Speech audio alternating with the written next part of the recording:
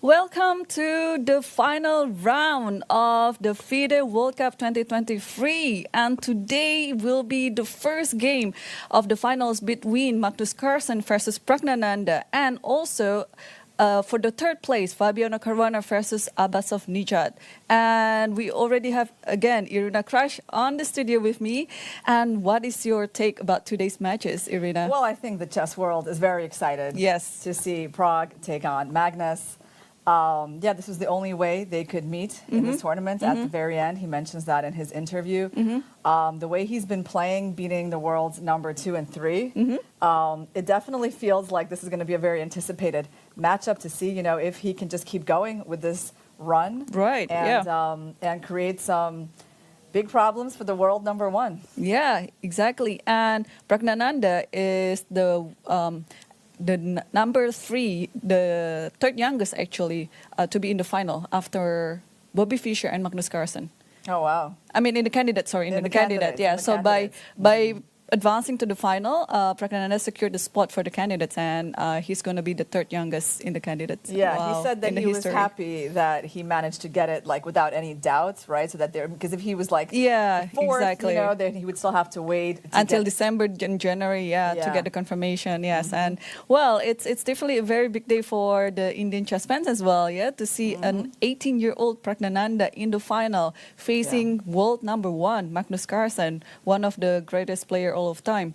And I saw some meme actually on the internet, as if Praggnanandhaa is the Jack the Ripper, and then he's just knocking out Hikaru Nakamura and then Fabiano Caruana, and now it's time for facing Magnus Carlsen. So it's going to be a very interesting match, and I'm sure Magnus himself will be very motivated playing against such a youngster like Praggnanandhaa, very, very talented, one of the Indian prodigies. Yeah, I think so. I mean, we already saw that there was that bit of interaction between them during this event, when he kind of gave him a clap on the back, right? After him beating Hikaru Nakamura. And I'm pretty sure from what I've seen that Magnus respects Prague a lot, and there's a nice relationship there. But at the same time, he does find motivation in facing the younger generation. And I feel like he's going to also want to bring his best foot forward today. Yeah, I bet so too, yes. And yesterday it was... well, how can we say? It was another dramatic tiebreak at the office, because, wow, the first game, Salimova and Fabiano Caruana, they could actually win the match if they won the first game. But things didn't go their way, and unfortunately they got knocked out. And now Fabiano has to work hard again in order to get the number 3 spot in this World Cup. And for women's section, I also have to repeat my congratulations to Alexandra Gorchkina, who's showing a lot of determination until the very end of the event and managed to clinch the title and redeeming herself, because also in 2021 Women's World Cup, she went into the final, but unfortunately lost to Alexandra Kostyanyuk. The match of 2 Alexandras. The match of 2 Sashas. But this year's Gorchkina managed to win in the final and clinch the title. And also congratulations to Nurgul Salimova for such a stellar performance. It's an incredible run, really, a very superb performance by Nurgul Salimova, clinching the second GM norm and also securing the candidate spot. And wow, I think the future is very bright for her, Yeah, I do feel like we're witnessing a very historic World Cup. Yes. Where some players have introduced themselves to the chess world in a way that they weren't known before. I mean, Prague, everyone's known that he's very talented, but still I think to go to the finals of the World Cup is a special achievement. Yes, and we see right now on the camera it's the trophy that everyone is trying to fight for it. So Magnus Carlsen or Praggnanandhaa will be taking the trophy home with him.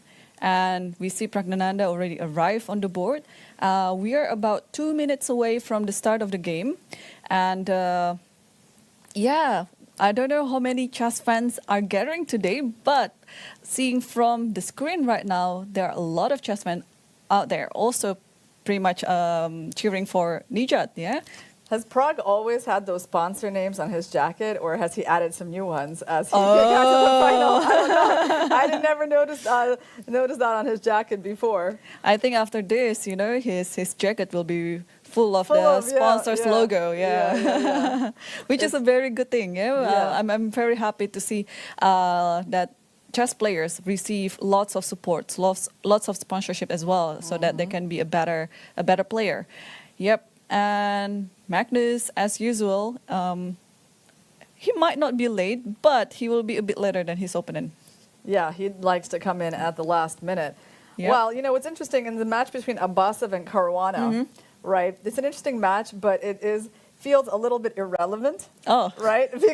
Because you know, we basically know everyone's going into the candidates, right? So, because normally there would actually be a lot at stake in this match, but for the most part, we do know that, like, you know, Magnus is not going to be playing. So, but I mean, I think it'll just be interesting to watch. Of course, yeah. Yeah. And Abbasov is getting his, you know, chance at another very top player. You know, against Magnus. Well, things, you know, he had his chances in that game with Black. It didn't work out, you know, but I mean, probably he's going to be relishing this opportunity to face a tired Caruana. Right. Yeah, because Nijat has had 2 days off. Yeah, 2 days. And Caruana has 0, right? I mean, he had to play yesterday, so. Right, yes. No, is it 2 one days? day, one day off, yeah. But do you know who else is also rooting for Nijat remotely? Okay, who is rooting for Nijat remotely? I mean, there are a lot, of course. I know people. The whole Azerbaijan, but it's not remote. Yeah, well, honestly, I don't know. Tell me. It's Temur Rajabov. Yeah, and I think he's also streaming one of the, or maybe he's also streaming today too about today's game. So a lot of support for Nijat Abbasov. I mean, well, it is also already very historical for the Azerbaijan chess to have, like, apart from Shahriar, apart from Rajabov himself, you know, to have another player in the top level field like this. So should we talk about our move predictions for today? Oh, let's do it. Oh, before the move prediction, today's games, okay, today's matchups. What will be the result? The result of today's matchup? Result prediction first. Yep. Well, so we have Pragg actually playing white against Magnus, right? The problem is, you know, that a draw in chess is such a likely result. It's hard to go against that. And I do think it's kind of likely that we're going to see a tie break in this match. But let me go ahead and say that Magnus will win. Okay. He won with Black against Gukesh. We know it's possible, right? Okay, just for today's game, not for today's game. Yeah. Okay, so I think both games, actually this game, Praggnanandhaa between Carson, my prediction, it will be a draw. Yeah. But the game between Nijat versus Fabiano, I think Fabiano will win. You think he'll win? Yeah. Okay. Yeah. All right. We see C4 on the board. Yeah, that was the big question. What move they're going to open with? And he goes to C4. He's tried everything in this tournament. Actually, like Magnus himself, right? Magnus has also been very versatile. Actually, Magnus in this tournament, I checked, he played E4, D4, C4. Now, the C4 game, no one probably really remembers, but that was back in like the early rounds when he played Levan Pantulaya. Yep. And that was when he finished the game with the beautiful rook sack on E8. Right, yes. So that game might ring a bell when you remember the rook sack. Yeah, actually, that was the time when I was commentating with Fishy, and Fishy himself didn't see this rook E8, and he was like, okay, this could easily be the move of the day, rook E8. Oh, yeah. Well, when I first saw it, I had to spend like a minute trying to understand where is the checkmate, you know, because it's coming, I think, from the side with the queen, yeah? Right, yeah, very resourceful and very tactical as well. Okay, so now, move prediction. Oh, yeah. After C4, okay, Carson is taking his time, so let's okay, knight F6 is quite likely. Yes. Very, very likely, knight F6, but could be anything, right? Yeah, well, I mean, C4 in Prague's games featured a lot in his match with Hikaru, right? That's where we saw most of his games in this tournament with C4. And Hikaru played, I mean, E5 lines, right? So what Magnus could do, I mean, I'm sure he's seen those games, but it's actually pretty hard to predict. Yeah. No, I have no idea. Yeah, he can do pretty much anything, yeah, even C6 in this position too. So, but knight F6 gives more flexibility in order to choose which line that he wants to play later on. So, yeah, I think, do we have the similar prediction for this first move of Carson? Do you think knight F6? Yeah, I think so. Okay. He will take his time. He will take his time in choosing. I won't disagree with that. Yeah, yeah. Yeah, knight f6. I mean, basically, Carlsen, one of the things that is like quite predictable in his repertoire, at least that he always likes to go to, is the Nimzo, right? Oh, we see a pawn move on the board, so he went E5. for E5. Okay. Yeah. E5 it is. So we will see a reverse Sicilian maybe. Knight c3. And probably knight f6. Knight f6, yes, or c6, yeah. Yeah, I mean, knight f6, yeah, on g3, then you can also try c6, or, yeah, you could try. C6 right away is not as common, though, against knight c3. Right, so he's going to go knight f6. Knight f6, yeah. By the way, Nijata Basev has a Catalan against Fabiano Caruana. That's the... For Magnus, and that's popular, is like bishop c5, right? It's kind of like the more recent move that's become popular, but he's gone knight f6. Okay. Yeah, okay. That I really have like not seen any games in. Compared to the other alternatives of knight b6 and bishop c5, like, wow, I barely see any games at the top level. Actually, Magnus has played it in 2020 against Singduran. Oh, okay. Actually, yeah, that's right. No, I see it now. Barely any games, but those games have been by Magnus, a lot of them. Yeah, and against Nepomniachtchi as well. Yep, and he's been on the white side of this, I see, against Van Foreest. There's also been a game, Xiong Nakamura. Okay, so Naka has tried this. Yeah, you know, but again, somehow I've missed that, you know, compared to like the massive games that's in this move and Bishop c5. Bishop c5. Yeah. Like this one is really relatively rare. But, okay, first of all, do you want to comment on Carlsen's hair today? Because I know you like to make those observations. What do you think about it? I think he's getting exhausted and he has no time to do his hair. You think it was just figuring out what to play against the English that took up all his time? Yeah. Yeah. You know, I feel like that often too. Like I just never, you know, get time to do my hair before the game because it's like, you know, I barely have time to like take a shower and get myself out the door to make it on time. Right. So you know, 'cause I get a lot of comments about the hair, but yeah, definitely, there's a time crunch, you know, between the preparation and eating and shower. So the hair sort of goes on the back burner. Yeah. So, well, I think you're right. It shouldn't be your priority among other top things. So, well, I don't know. Usually when Carlsen does his hair, he would look more focused. But we could already see from this game, like after a few moves, he has gotten up his chair a couple of times. So maybe he was like, okay, just taking it easy for today's round because he's playing with the black pieces, as long as he managed not to lose the game. And also, Pragg must be very exhausted. There's a pawn going forward. Which pawn went forward? Did he actually play d4? A4. Oh, B4. B4. What the preparation? Okay. Well, this is quite thematic as well, right? Because if you take this pawn, there's always kind of like a little sacrifice on e5, but you'll get the piece back. So B4 is on the board. That's how the game Nepomniachtchi Carlsen went from 2020 that you mentioned. So B4, and the point here is that, okay, normally the idea is this famous idea that if bishop takes b4, there's going to be knight takes e5. So let's make sure that works for white. I think it does.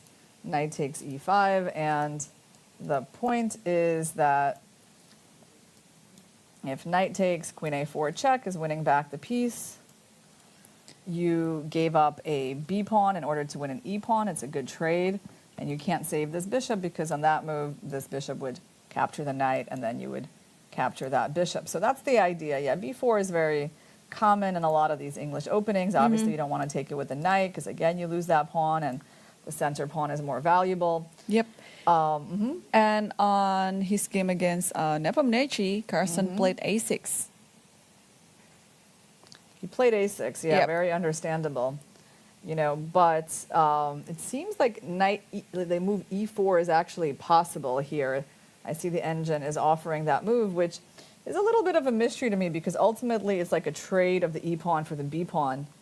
So I don't know if Carlsen is going to want to do that. So let's take a look at what is the point here. So here, a6, Bishop takes b4. You know, knight takes, knight takes, knight takes. I mean, just purely visually, like obviously this position looks better for white. Yep. Right? Even though the computer doesn't seem to agree, but if you just look at it and you're like, well, center pawns versus queenside pawns. Yeah, and this bishop on c1 will go to b2, and it's already hitting on the king side. And what did he do? Bishop d6. Or d6, yeah. So that's different from what he did last time. And apparently there's no games with this move, right? So bishop d6 is something new. I think, I mean, he must be familiar with this, right? Because he didn't take that long on that move. Yep. So, well, I think he must have done his work as well, because he had played a couple of games on this variation. And now I think Praggnanandhaa is just trying to recall what he's already prepared. By the way, about preparation, I saw Praggnanandhaa second in the lobby waiting for Prag to come downstairs and probably, you know, have like last words before the game. And who's his second? Shyam Sundar. Yeah, okay. Another Indian grandmaster. Yeah, it's actually very common for many of their seconds. Many of the participants bring their seconds here, and I noticed since the very first day as well, they would sometimes wait outside the door of the playing hall before everyone comes in. You know, just maybe to have some last word or maybe some encouragement. You know. Yeah. And all the best wishes before the game. So yeah, it's actually nice to have someone like that to accompany you throughout the tournament. It looks like Carlsen is here on his own in this tournament, right? I think so. I think he's been receiving help remotely. Yeah. I think, I don't think anyone is here. Well, he had his friends in the earlier rounds. He had Arya, Arya and Tari, and he also had David Howell. Oh, yeah. Oh, yeah, David was here, right? Yeah, okay, and also Jordan. Jordan was also here. Oh, wow. And now he's been like left alone. Left alone, yeah. Yeah. Same with me. I have all my friends here, but one of them, I mean, one by one. Yeah, everyone is gone. Everyone is funny. leaving. So. I know. It does get a little lonely, but you know, I'm actually feeling like more happy as the tournament goes on, as we get to the later stages. I just kind of like into this routine, you know, and I'm excited about the event and just like what we see every day. So for me, even though it's like, yeah, it's gotten, you know, quite isolated in a way. But yeah, pretty happy. Yeah. Well, you know who else is happy? It's Brock's mother. Yeah. So last night was quite a highlight of his mother. And she should be proud, Mrs. Nagalaxmi. By the way, in Indonesian, Naga means dragon. Oh, wow. Yeah. And we have some kind of a dragon on the board today. Well, it looks like That's it. It's a dragon. The reverse dragon. Yeah. Yeah, exactly. Okay, so after bishop d6, b5 was played by Prag, and now knight d4. Yeah, so I don't think you're going to want to capture that knight, yeah, because like the black pawn on d4 looks pretty good. In general, like I guess what is white playing for in this position? I guess the pressure on b7, right? Because it's going to be hard for black to play c6, kind of neutralize this bishop. That seems to be the main issue here. So kind of an obvious move for white after b5. b5, knight d4 is castles. Right? Castles, queen a4, yeah? Yeah. So after you castle, let's say, what is black's concept here? Okay, he plays queen a4, which I think is one of the engine's top moves. So he just basically wants to clarify the situation with this knight, which is hanging now. So I guess Carlsen is going to be exchanging on f3, and after that he's going to be castling. Yeah, I think castling is very logical to play. Yes, and maybe you can throw in bishop h3 and then just normal development. Well, the problem with the normal development is always this pawn, right? I think that's really the whole the whole idea. Yeah. Of driving in this pawn to b5, you know, just to prevent c6 from being so easy, yeah? So one of the things, that comes to my mind is definitely this move. because it's an attempt to basically get the rook out without having to move the bishop. Of course, I'm not threatening this yet, but... you just want to free yourself. Yeah, at some point. I mean, at some point I could be. Like, let's say, what do you do? Like D3, right. So now, do I have bishop here? I feel like... You also can play bishop d7. I like this move. Bishop d7. But okay, bishop d7. But then I take, yeah, you just take that. I take, and then I take with the queen. Yep. Yeah. Or, yeah. So how do we get ourselves unpinned here? Well, let's try this move, right? I mean, it just doesn't cost us anything to try. So then you take. That's the key. And the problem is if I take, you take... oh, actually, there's no recapture of the bishop. Because there's queen h1 checkmate. Wait, let's show it. Let's show it. Yeah, that's kind of a cool checkmate. We don't see that one too much. Yeah. So hold on. After bishop f1, then we can't take an a8. So I think you just have to take the bishop, and then you have an exchange sack. Yeah, but you have 2 extra pawns to compensate it. Yeah, because you cannot take on b5 right now. And the next move, you'll just take on a6. Yeah, you're going to play b takes a6 and get like a super strong passed pawn, right? And a pair of bishop, yeah. Sure. Yeah, and basically this position, we go in for that. And white has an extra pawn in this endgame. And just technically winning, yeah? So, okay, so bishop h3 doesn't work. So how are we going to get this this queen side developed? Rook a7, that has been a move we've seen. It's the ugliest. No, I'm just kidding. We're not gonna be putting our pieces like that. And plus, it has no idea. Yeah. Okay. Maybe the knight. Maybe the knight can try to move somewhere. How about here? How about this idea? This actually looks like it makes some sense.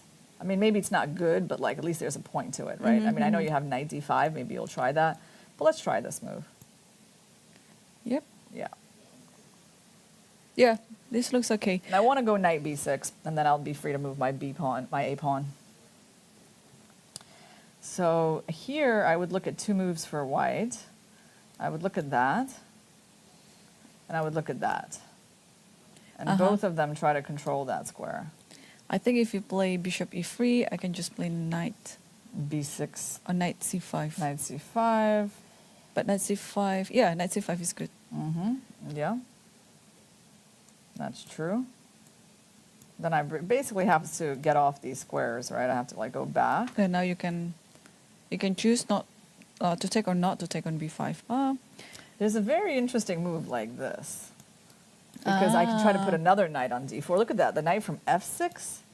How did he even make that journey? 1, 2, 3, 4. It's not easy, yeah, to move a knight over 1 square. You can also put from g8. Yeah. g8 to f6. But this actually looks reasonable, yeah? I feel like at least we have a clear plan. So knight d7 didn't work out so badly as our attempts to neutralize this queenside pressure. So if you go knight to d5, I guess you're going to do the same thing, aren't you? I mean, just knight c5.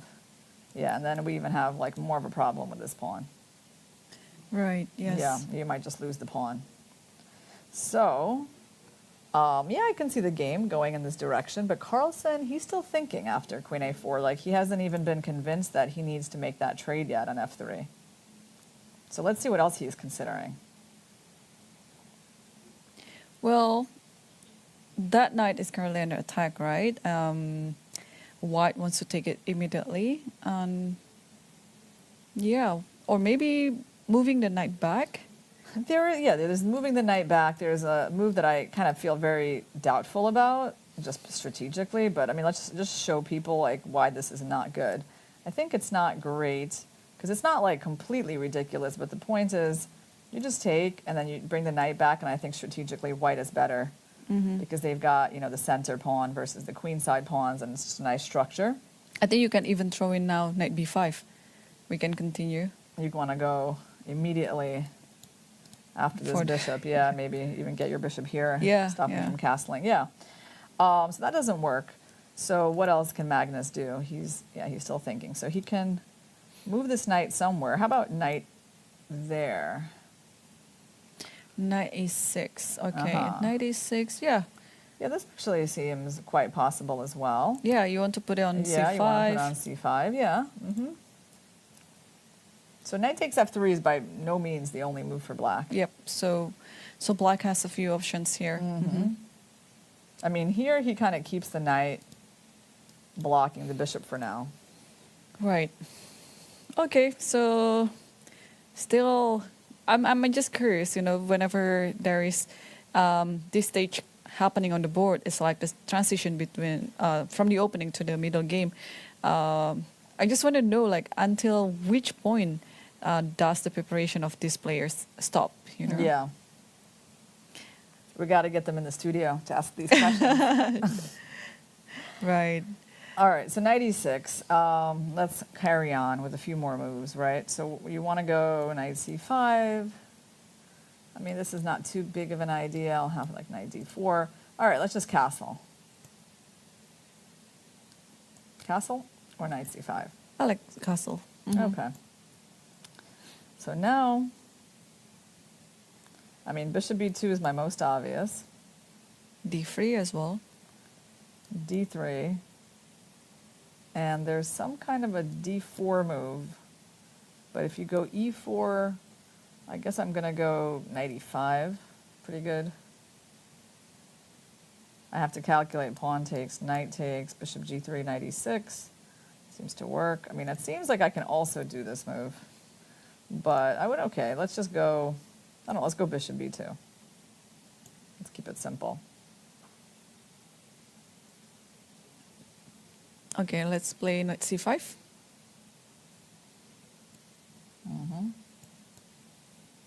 So knight c5, queen c2, right? Pretty much forced.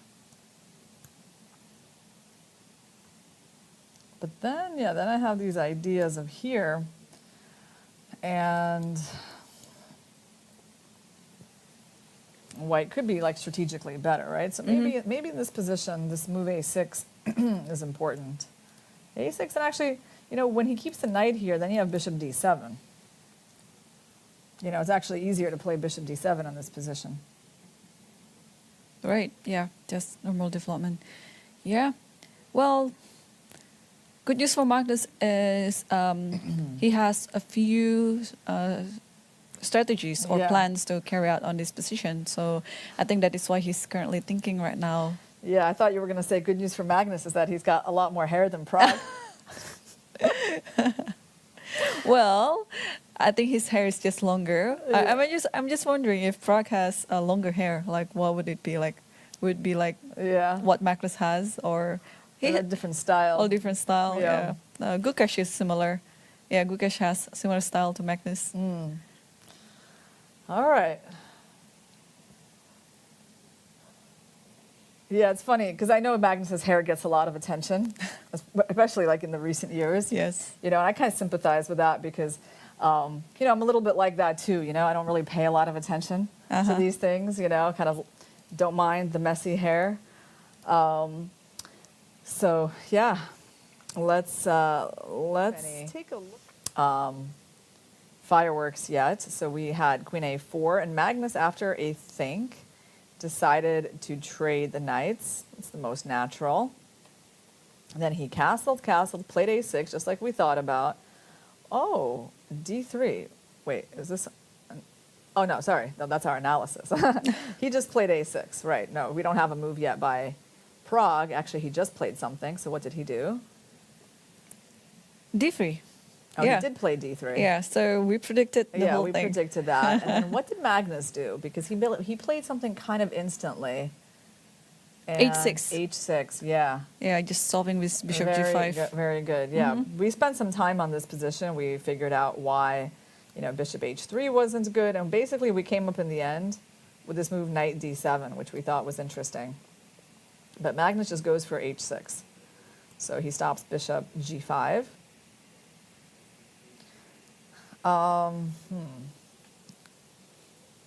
So what is his what's his long-term plan of getting out of this pin? That's what I want to know. Yeah, interesting. I think it would be depending on white's move first, but yeah, some bishop moves. You know what it might be? So like if you put the queen here to get ready to connect the rooks, right? Because obviously that's actually why he didn't do that, right? He couldn't go there because Bishop G5 and then there's a problem. So that's what his move H6 is about. In general, Bishop G5 was already a threat, so Magnus has played a very sensible move. So you want to go Queen E7, and then you want to go Bishop D7. So then when I take this, I mean, maybe he's planning to sack the 2 rooks for the queen, and he thinks that that is like a good position for him. Let's just try. I'm curious to try it. Like, let's say... Yeah, let's do Queen E7. yeah, let's say we just do nothing for white. I just want to play a couple of moves like this, right? Just get into this position, like somehow like that. So this... I'm sorry, no, not like that. Like bishop takes G2, B7 here. So you actually can take these rooks. But I think the bishop gets trapped. Yeah, C6, yeah. That's the point. So it's not just, you know, you have these 2 rooks that aren't doing much, but also this bishop might not be getting out. So I think that's his point. Yeah, that's a very good point. Queen E7, I like this move. And yeah, getting rid of Bishop D7. Yeah, so basically he's going to connect the rooks on the 8th and go Bishop D7. Yeah. Okay, so Queen E7 might be Carson's follow-up idea. It's got some coffee. Or tea. You never know. Oh, I bet it's coffee. Usually people don't like drink tea out of that kind of cup. You know, so I'm thinking in combination with his hairstyle, it's like it must be coffee. Yeah, I see. Great question. It's a great question to ask him, right?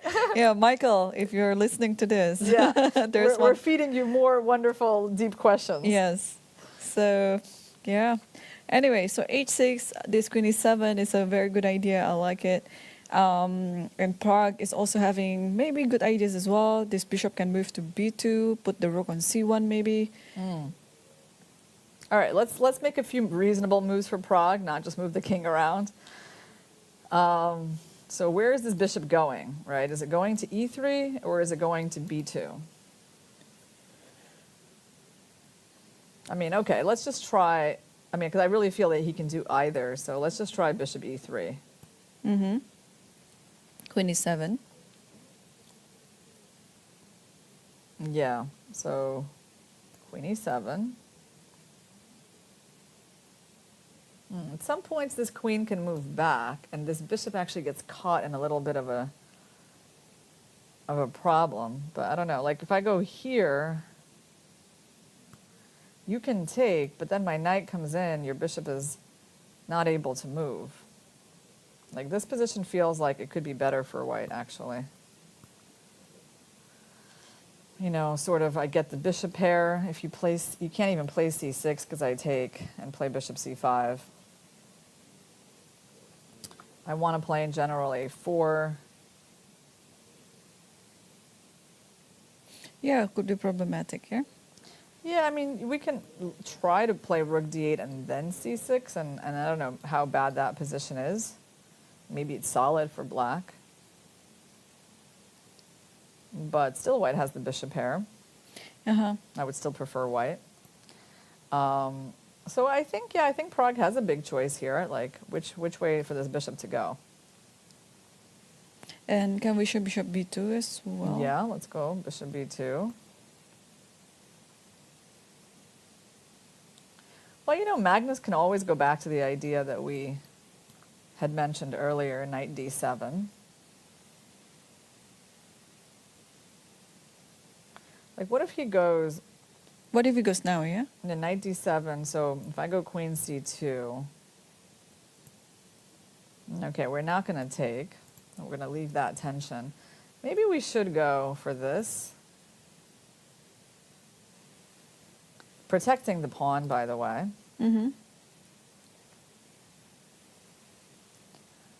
I was still kind of thinking about that, but I guess you're always going to have e3. That's another point. When the bishop's on b2, then this is probably not so effective because there's e3. So maybe I like bishop f5 here, or bishop h3 just to get a tempo. Bishop h3 and then move.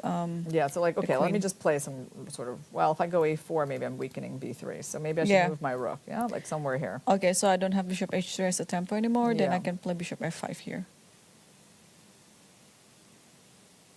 And so basically your point is if I trade, you take with the rook. Yep. And if I go knight b5? First of all, I can pull the bishop back. Oh no, I cannot. e5 is hanging. Okay. You have knight a4 ideas, but then bishop b7. Like, so here's the issue, right? That I can do something like that, that, and that. So is this a problem, though? Like, is this position problematic for black? It might not be, you know, because the bishops are kind of restricted, especially this one. And the black knight on c5 stands well. Cannot be disturbed by the pawn. Yeah, probably. But then after that trade, the bishop can just move to d5. But okay, you can always exchange it on e6 if you want to. Yeah. So knight d7. Okay, so like, do we have other ideas other than knight d7 here? Can we try queen e7 again and see how that works out? So bishop d7 is next. So let's just show this line. Like if you go rook c1, bishop d7, I want to take on b5, and the key line is bishop takes, pawn takes. And then if you sack your queen for the two rooks, again, this position seems to in general just be quite okay for black. I don't know if we should go c6.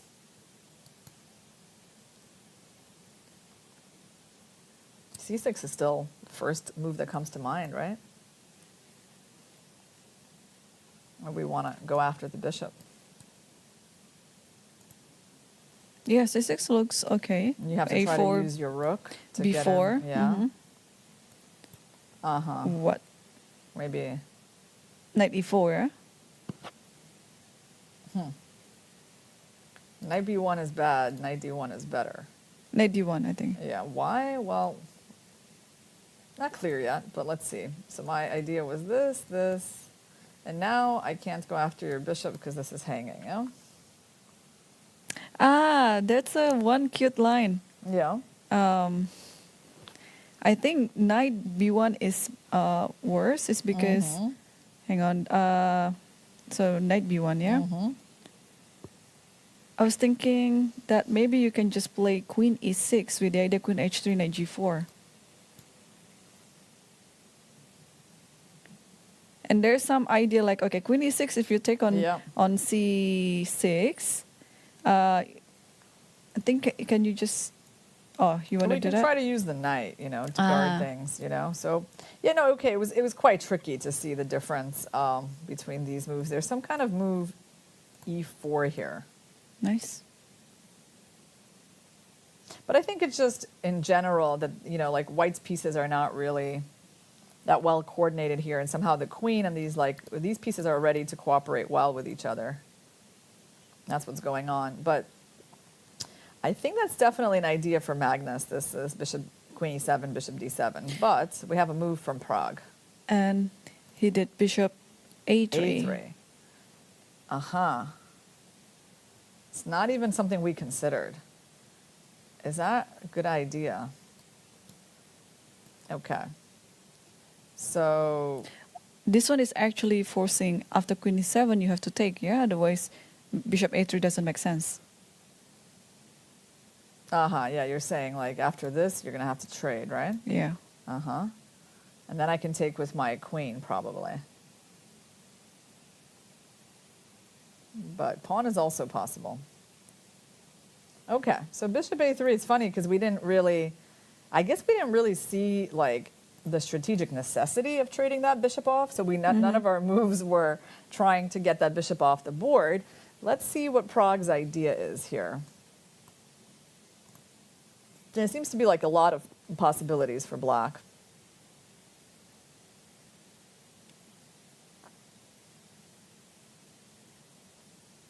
But basically, you can never really go for bishop h3 just yet, right? Or let's look at that, because we tried that earlier, it didn't work so well. If we try it now, you have to take, I take, and then you were going to take with the king or the rook, right? Mm-hmm. And you're threatening my rook and you're threatening that.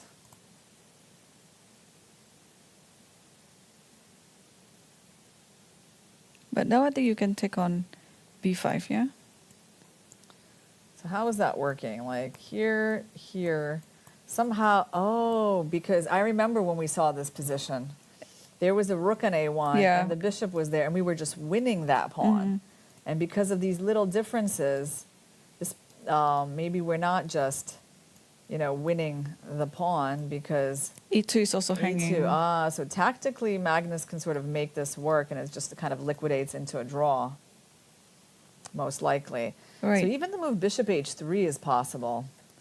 And bishop h3 might be like forcing the liquidation of a lot of things. Mm-hmm. But well, let's see what else Magnus can try to do here. I mean, okay, let's look at this. Queen e7, bishop takes. Of course, it's a kind of a loss of tempo for us, moving the queen twice. We still have the pressure, you know, we're facing the pressure here. So let's say you go here. And now do we try this move again? And again, we keep having to check this line. Mm-hmm. You know, but all of them, every time white sacks the queen for the two rooks, it seems to be pretty decent for black. Right now we're threatening queen b8.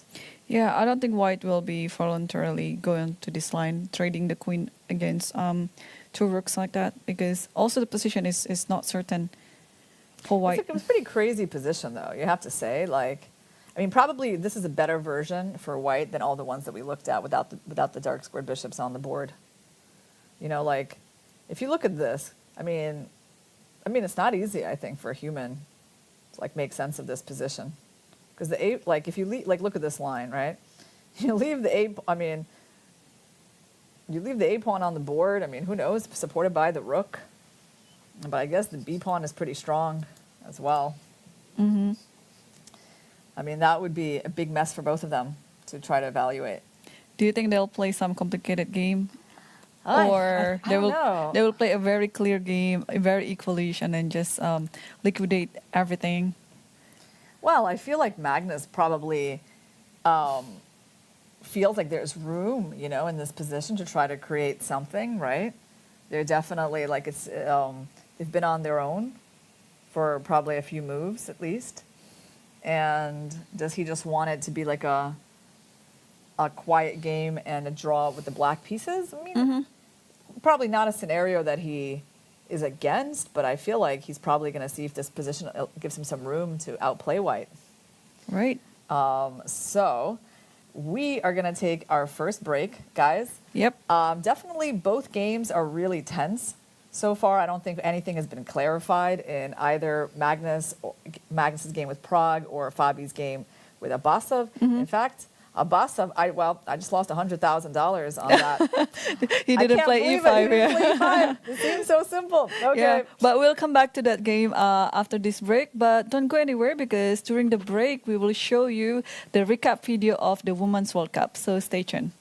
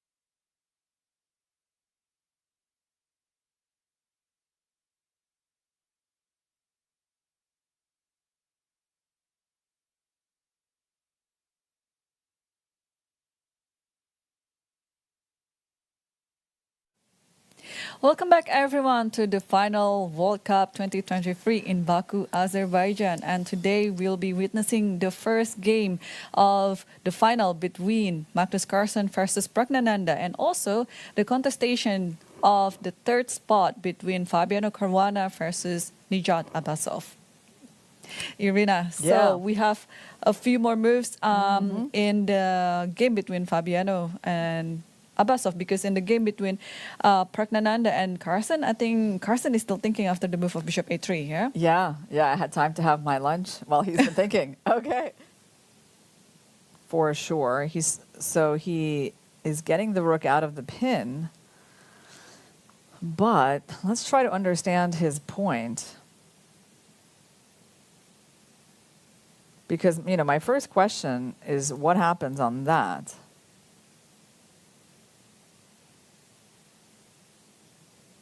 Yeah, so if you just take it back, I guess.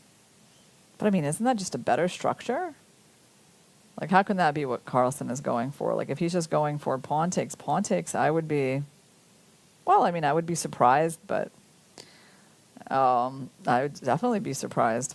But is there maybe there is some sort of tricky idea involved here? Like, maybe there's a bishop d7 move. Like, just creating tactical problems here. Like, that I could sort of see.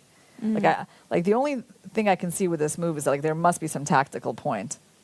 Because I don't know, I just don't see him wanting to play the structure. So there must be something like ba6, Bishop d7,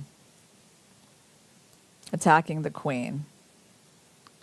And then, of course, if the queen moves back, then you take an a6, right? And you're actually trying to target that bishop. So let's show our viewers. So b takes a6. Yes, bishop d7. And he's just tactically creating problems based on that bishop. Because on queen a5, there's probably b6. So on that note, maybe instead of taking on a6, white will just take on d6 first. Good point. But then, okay, at least it's maybe a more reasonable structure if I take. By the way, do I have some sort of intermediate moves? You want to take on b5? Yeah, I don't think I have it, but I was just thinking, I was like, no, I was thinking if I do have that, but I definitely just lose because you hit my rook. So bishop d6, and now I have to figure out which way to take. So if I take with my queen, you're taking, and I'm still going to have that isolated c pawn, which I've been trying to avoid. So yeah, this must be his idea.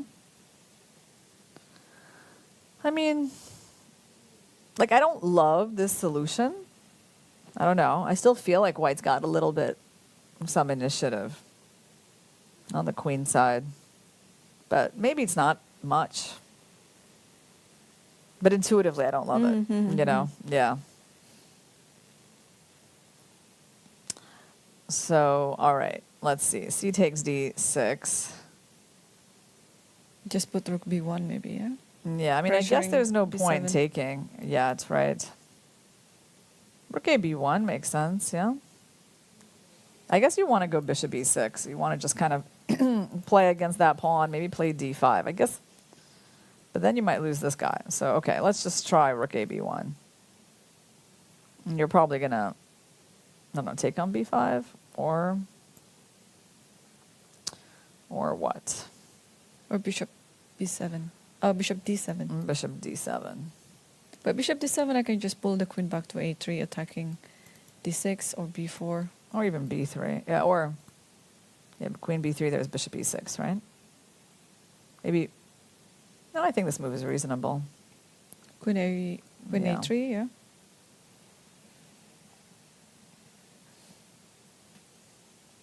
It's funny because I find this position so annoying for black. You know what I mean? Like, I feel like, yes, I get it. It's not too bad or anything, but I just feel like, black is the one who has to, like, solve the little problems, right? But okay. So let's say we take right away. I mean, maybe the point is like if the knight goes there, there's something like d5. Maybe it's not a big deal. Like if knight takes d5, bishop e6 next. Yeah, I mean. So queen takes? You want to take with the queen, yeah? Queen takes and probably just play knight d5 next move or something. Rook fc1 also looks good. And then like that, something like that. Yeah? Or queen b4. I like queen b4. No need to exchange the queen. It's okay. Queen b5. Bishop d7 and queen b6.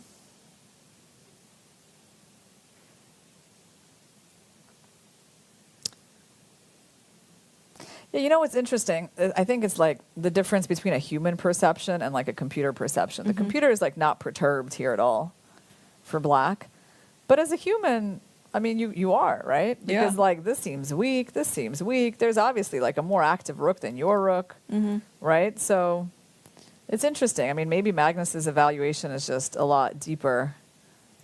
And he can see that there's no issue here, but you know, yeah, it's a little surprising. Yeah, we sort of neutralized everything, things like that. Yeah. And somehow black is fine. So let's see. Can Pragg do anything differently here? Well, I mean, I guess he doesn't have to take right away. Yeah, he can bring a rook to c1. Can actually do that move. Yeah, white has lots of choices here to develop the rooks to b1, to c1, to take on d6 first, or and Pragg has been spending more than 8 minutes on this move. Yeah, well, we saw that basically this requires like definitely some deep calculation. But that seemed to be like a more clear way to solve the problems, right? Because when you move the bishop out, you protect the rook and you're kind of ready to take there. So you're kind of forcing them into this line, right? It just goes very forcing, like this, like this. Oh, no, I keep forgetting to do that. Rook f1. Yeah, you take on a... How about if you take an f1 with the king? Oh, let's figure that out because it's a little different. So if I take... there, queen takes, bishop takes, rook takes. I mean, does white stay up a pawn in that line? Because let's take with the king. Well, what's going on here? Is there something I'm missing? Like, we just keep taking. Yeah, but and maybe take on the here. The a3. Yes. No, Tricky. Because I was like, if you take with the rook, I'm just up a pawn, right? Yeah. So I thought this was an improvement for white because he gets to keep his rook protecting the pawn. But actually, you don't take that bishop. You take this bishop, and then you have bishop b2. Yes. So black will stand better after that. And yeah, that's why rook takes f1 is getting played. And then we were seeing this line where like everything gets liquidated. And this one was quite okay for black because these things are hanging. Right? So that was, I guess, Magnus's most clear path to equality after bishop a3. But he chose rook b8, which is kind of complicated.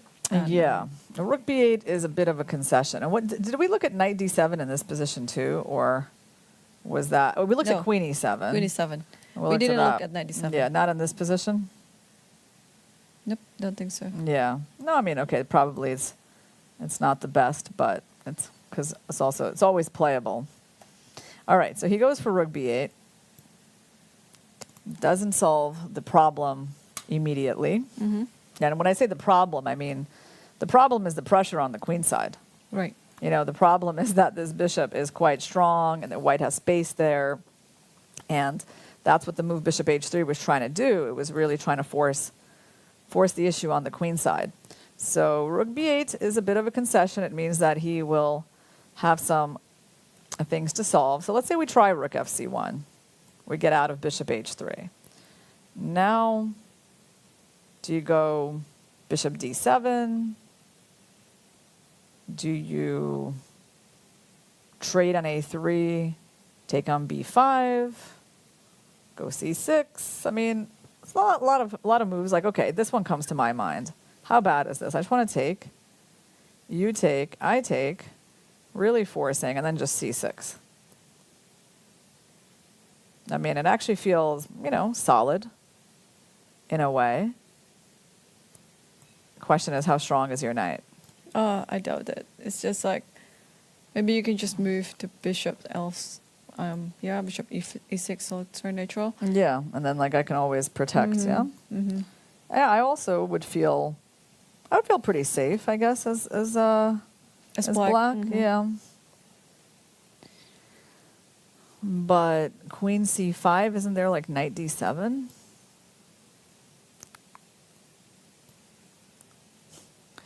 This is very computer-like. The computer is still trying to say that there's some pressure here on this queen side. And after queen c7, knight b5? Or... queen c7, rook c6. That is it. That's it. Ah, nice point. Yeah.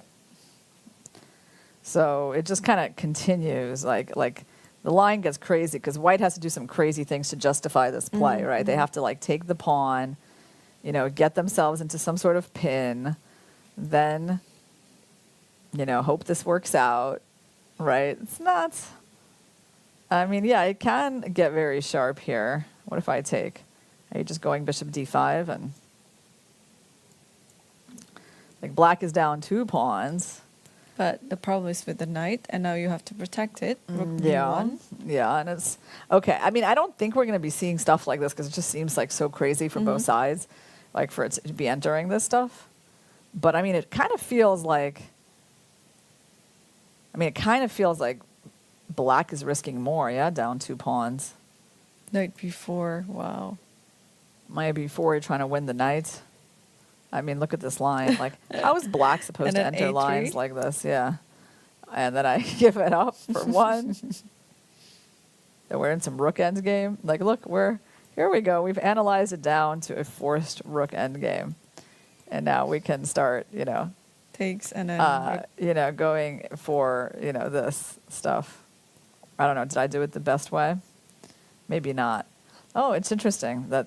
Maybe just go to a8, yeah? Yeah, interesting that this is considered this is very anti-intuitive, right? Because automatically you put the rook behind the pawn. Mm-hmm. But here the computer is actually suggesting rook a8.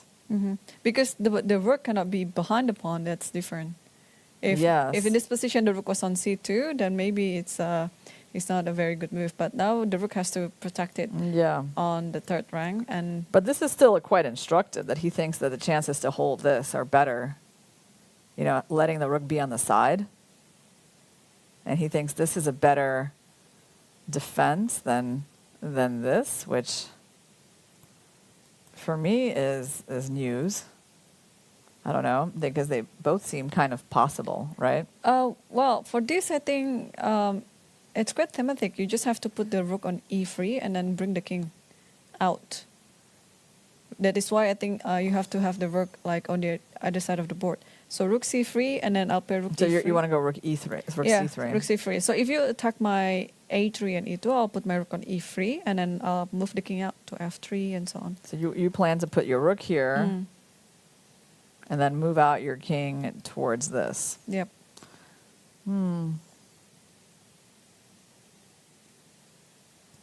Well, I mean, I might throw in f5. Right here. Let's say I throw in this.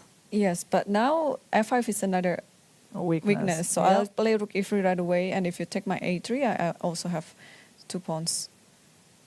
I think now we have and then g4. No, g4. Yeah, g4 actually is a good move, I guess. g4, because if you play f4, I'll take e4, and if you take g4, I'll play king g3 there, and I'll take f5 and king g3, king f4. Yeah, it's amazing that we're still holding here. And king f4, we're still somehow holding on. And I always have this idea with rook h3, for example. Yeah, I know. It's amazing. Yeah, and then my king will come to e5. This crazy line.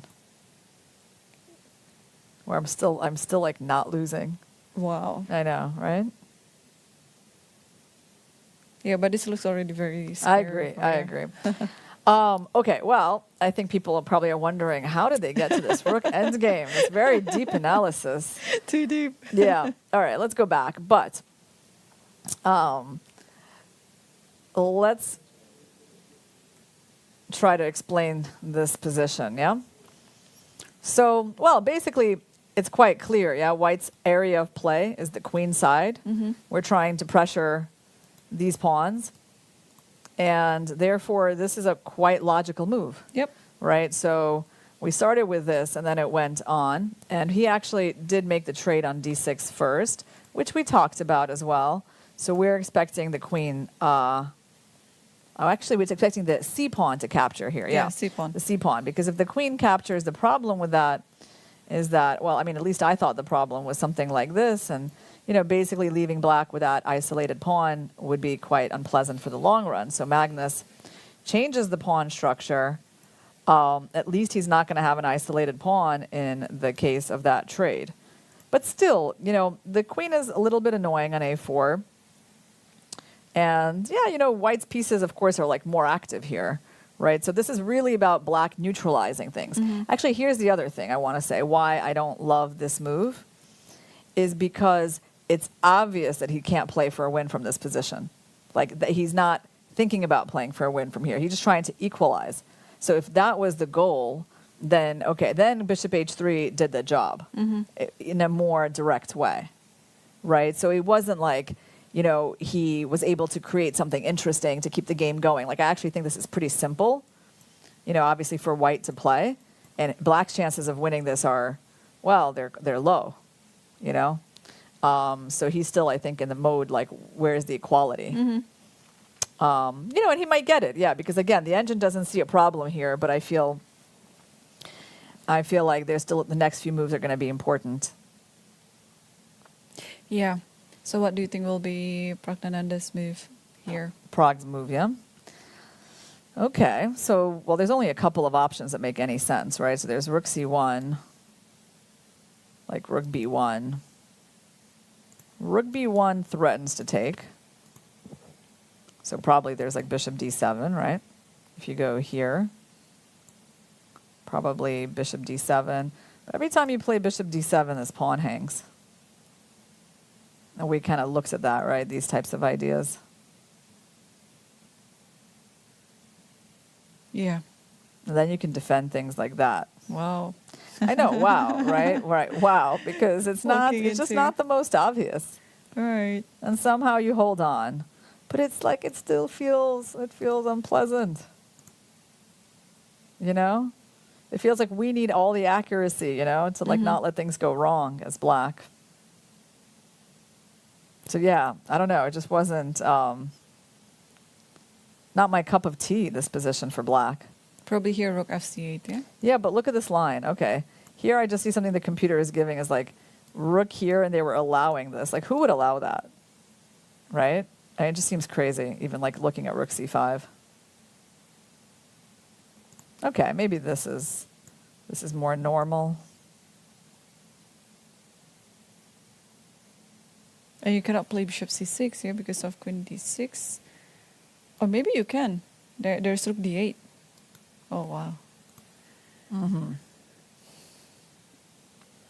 Yeah, maybe bishop c6 then. Bishop c6, yeah. So first of all, I have queen b3, maybe. And also bishop c4. Well, then you can trade and go like rook c5, I think. You kind of equalize. Yes, bishop c6, okay. I have to think about that. Bishop c4. And then you're attacking both the queen and the pawn. Yeah, let's just show your point that I cannot take because of rook d8. But the computer seems fine, so... I mean, I can still save my bishop. But it should be drawn here. Rook a8, trading on b7, a2. Yeah, although like there's this spectacular move Bishop that makes f3. things a little easier to make a draw, you know? Because Right. you spoil white's pawn structure. You make them take, and then you take the bishop. And then it's going to be an easier draw. But after this, bishop c4, and we're better. I mean, this just kind of illustrates to you, again, like, it's easy to make a mistake as black when you're defending, right? So what to do? Like rook c5, and then you actually have, you have to calculate why this can't be taken, right? So bishop takes b7, maybe queen a7. Yeah, I think it's just the pin in this particular position. Or maybe it's actually just the pawn. Yeah. Maybe just the pawn too. Yeah, because if queen a7, there is queen e4. It's actually still interesting, right? Queen e4 is here. And after d5, okay, your pieces are kind of hanging, so... You can come back to b4. Or, no, I'm sorry, d5, there's bishop takes d5. Bishop takes d5. Yeah. All right, let's go back a little bit. Yes. So what are we expecting from Pragg? We're expecting him to figure out which rook to move, yeah? Which rook to move. So let's say, again, we're looking at this, so we just spent some time on that. I guess you could try maybe just to clarify things right away. So what did he do? He did move a rook. He did to the other rook, I think, the A rook probably. We'll have the move soon. Yeah, the rook is on AB1. F1, rook AB1. So, okay, he did play that. Very natural. And I'm thinking, okay, maybe taking is better so that the queen continues to protect d6, right? Yeah. And the bishop doesn't have to move on c8 yet because it's needed to guard the b7 pawn. So after taking on b5, maybe queen takes b5. Yeah. I mean, one of the engine moves here is this. But I mean, really, like, I don't see, like, that being very intuitive to a human player, like just refusing to take the pawn. So I think we should stick with these moves first. And if Pragg plays queen b4, then we can all be shocked. But that has a point, yeah, because after queen b4, you want to take the b5 pawn with the knight, but why can't you take it now, right? That's the question. Like, if you want to go for this plan, you can just take knight takes b5 right now. The difference is maybe because there is bishop d7. Yeah, so, well, which way is the most natural? Is it knight? Or does knight takes just kind of give... I mean, does black even want ideas like d5? Like, how important is a move like that? Did we try d5 before? We did. We actually kind of mentioned that that's a possibility. Yeah, Magnus takes on b5. I like that. That I understand. He is, clarifying things. And now, okay. So if queen takes, at least there's no d5.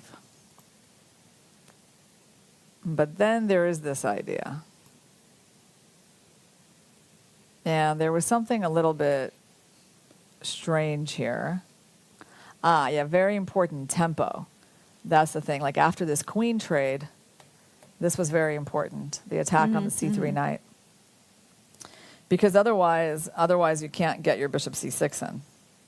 Yeah, and also how to protect d6, yeah, you see, right? Pragg immediately captures back the pawn, right? Because, I mean, it's just too much for a human brain to contemplate, right? So he takes with the queen. Okay. And yeah, I think this is what Magnus will be trying to do because he knows this bishop needs to be neutralized. So I think this is definitely possible for him to calculate. So either you put the bishop there, or if white tries to stop you, you trade, you get the tempo, quite a natural line, and pretty much they can't take the pawn or this pawn. Oh, he did something else. What did he do? He plays bishop e6. Bishop d6. Yeah. Bishop d7, yeah? Oh, no. Yeah, the bishop is on d7. Okay, yeah. He did play that quickly. Okay. Yeah, so here we go. This, and this. And this c8. This is maybe how the equality is going to happen. Right. So you know what? He played so accurately. That's the thing. Yeah, his judgment was good. Yeah. It was not annoying the way I was thinking. Maybe it would have been annoying for me, but it seems like for him, he was able to, just find all the right moves. Yeah. Well, he's the number one for That's a right. reason. Yeah. His accuracy is very close to the engine. And okay, so the knight's under attack. And of course, you don't want to put your rook in a pin. This is just going to lead to trades. I mean, this is leading to trades. So should we try this one? We haven't tried that one yet. Yeah, we haven't. What to do on that? Can we just take and then rook e2? I mean, kind of, this looks like the most problematic. But because this position, I'd be kind of willing to play as white, you know? I'd be like, oh, you have a weak pawn. I have a bishop versus a knight. Your knight's kind of not very strong. So I would at least be, I don't know, not too unhappy here. But apparently there's the move d5. And then you just kind of go for activity. Okay. So pretty much the same idea like I mentioned, but now without trading the bishop with the knight. Yeah. And I guess this pawn is hard to guard, and we can even play rook 8 to attack it, right? Okay. So, I mean, he could go knight d5, and then that's this quite drawing line that we saw. I mean, here, yeah, that's it. Once you solve the problem of these pawns, then you don't have any issues. Yeah. So I think we can predict that Magnus is going to be making a pretty easy draw, comfortable draw. Comfortable draw. Yes, against with his knight of 6 move. All right. And before we go on to the next break, can we quickly see what's happening on the board? Yeah. Of Abasov versus Caruana. Did he just play bishop c6 right away? Is that how it went? Let me see. Queen b6. Oh, okay. He didn't even trade the queens. He just went for this. Yeah. So how is this working? So if queen takes b6. So or if bishop takes bishop takes and queen takes b6, right? And then rook takes b6, bc, rook c. Oh, really? You think that could be the idea? Oh, wow, maybe. Hold on. So, or maybe you just take on c6. Bishop takes. What if pawn just takes c6? Because queen c8. c6, there's rook c8. Yeah, I think that's the simple point. Okay, so yeah, the point is on bishop c6. Yeah, he doesn't even need to throw in the queen trade because the queen is not capable of taking the pawn because you lose the knight.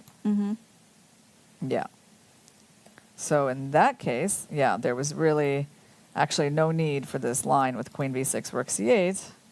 This goes bishop c6. Things are starting to get neutralized. I think he took on d8 first. Yeah. He captured on d8. And, well, the queens are off the board. There's really no pressure on black's pawns. What can we say here? Well, white has an outside A pawn.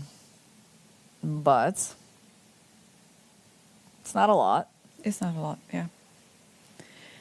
Yeah, looks like very equal. And what if white offers all the trades?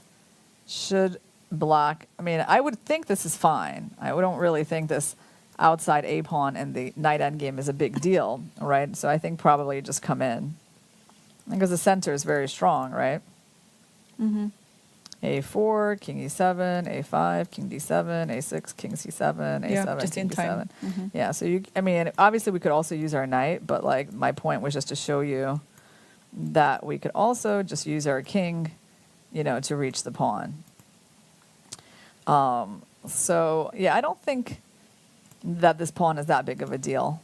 Because in these kinds of endgames, like if I took the knights off the board, probably it's still a draw in this position, but it's like something to think about already, right, with the outside pawn.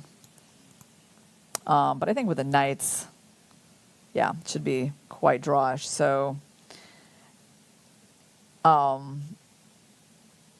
this is not, the most, let's say, exciting game, right? Yeah, almost no firework, but both are, I think, doing some positional battle and positional understanding about the approach is a bit different compared to the other game between Nijat Abaso versus Fabiano Caruana. But yeah, I think the game will still be continued. Maybe Magnus is known as a well grinder. Yeah, so even in the position that's looking like a very dead drone like that, he Yeah. might still be grinding until he can get something out of it. So let's take a break. But Yeah. yes, so don't go anywhere because the games are getting actually quite very wiry on the board. So yeah, stay tuned, and we will be back after this break.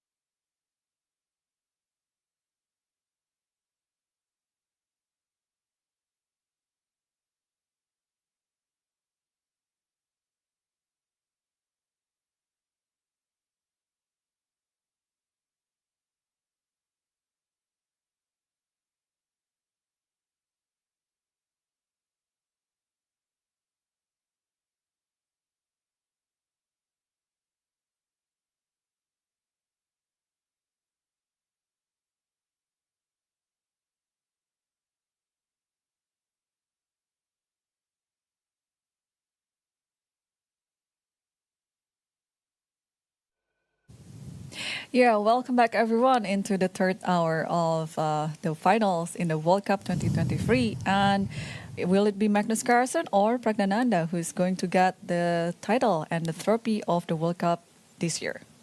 All right. Well, for now, we got to look at the endgame that they have in today's game. So last couple of moves after the trade of queens, the trade of bishops, Pragg actually went for a king to g2, and Magnus played rook a8, which I find to be an interesting choice. I guess like another obvious move that I would think about would have been like king f8 for him and trying to also bring his king to the center. Like in a way, I feel, you know, despite this outside pawn, black has like this very strong center, right? If you kind of trade off enough pieces and maybe like get your king, you know, activated, like maybe, you know, theoretically black could have something to play with here. You know, I'm just trying to think of some scenarios where this doesn't end in a draw, like in a couple of moves, right? All right, so yeah, I did think this king was going to come in. Magnus decides to avoid the rook trade, which is really interesting. I see that's not, I feel like there's something kind of like symbolic in that choice. Yeah. Symbolic indeed, yeah. So he's not showing that he plays for a draw. He is actually fighting for a win. Yeah, keeping both pairs of rooks on the board, I feel like, is kind of a statement that you don't just want to liquidate everything. Yeah, and also there is no risk by doing that. Yeah, you have a very solid pair of rooks and then pretty good center, and then I think this is also quite very straightforward. You just want to attack. Okay, rook a3 is about to come, knight d7 as well. So I think black's position is quite okay. Well, I mean, I feel like actually, I can't even, I don't know. To me, it feels like this move cannot, its significance cannot be overstated. I mean, because black was not forced to give up the b file at all, right? So it's kind of like, I mean, in a relatively stayed position like this is like the sharpest move you can make, right? I mean, because you know, we were seeing things like, you know, I mean, we were looking at things where like everything kind of gets traded, right? And in this type of position, well, okay, then, yeah, I mean, again, it's like the kind of thing where you can think, well, maybe black can try to get something, but I mean, objectively, it just kind of should be a draw, right? So the fact that the rooks are staying on the board by Magnus, I think is a very interesting decision, despite the fact that it doesn't change anything in the engine bar's feeling. You know, the engine bar is very neutral about this decision. But I think for a human player, I mean, you're stepping off the B file. You're letting your opponent kind of own that one open file on the board. And, I mean, your idea, I guess, is to maybe, like, try to, you know, play against the A pawn, right? Put the rook on A3 at some point. I think it's a significant move, and we might still see something here. So rook DC8. But, you know, it's also like, it's like a risky move as well, right? By the way, if black ever loses this pawn, then I think it's going to be quite annoying, right? With like this one becoming exposed as well. So what do you think, Irene? Well, obviously this is still quite equal, yeah? It's quite drawish. But yeah, I like how Magnus Carlsen takes the initiative to not to take the draw very easily like that, but rather making his opponent to work a little bit. Yeah, I mean, because, I mean, with all these rooks on the board, in a good case scenario, this pawn could just be a weakness, and black center could make a difference here. So now, if he goes knight d7, rook b7, actually, there's knight c5. And you're, like, kicking the rook out, and then you're also free to bring in your king. Yeah. Wow. So that would be the dream scenario for black, putting the knight on c5, probably doubling the rook on the a file, and then bringing the king to the c7, for example. Yeah, you know, I just kind of feel like I mean, there's another move, d5 here. I guess it looks a little bit strange, but I guess you want to go d4, and this knight doesn't really have a good move.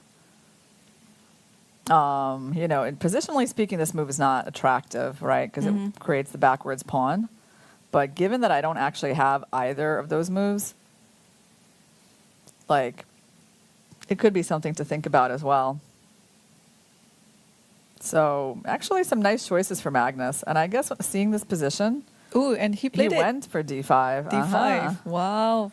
Yeah, amazing you know, Magnus stuff. is trying to create a game out of this end game. Right. And maybe showing, Prague, like, okay, I'm not going to give you like a completely easy draw, but maybe Prague should have thought a little bit more before playing King G2, because that wasn't like the most incisive move in the world, was it? Exactly. Or maybe Prague was just kind of like. Wait, did we have a game that just finished? Oh, let's take a look. What just happened? Wait, did he win? Did he just win? Did we miss all of that? I think Vabi made a quiet miscalculation. Like after Bishop E4 and after Knight. He played Queen B4. I can't believe we missed all the action on that. All right. Wow. I can't believe it. I couldn't understand why he was setting up the pieces so early. Oh, wow. That is very dramatic. It's also it's something that you shouldn't do. You kind of like feeling like everything is on the king's side. And by playing Queen B4, this is like a very significant wow. So he just thought mistake. he could pile up on this pawn. Look at the fans. I think they're excited, even though today is what? Is it Tuesday? Today's Tuesday, yeah. No, they're excited to get the. I mean, beating Fabiano in like 26 moves is crazy.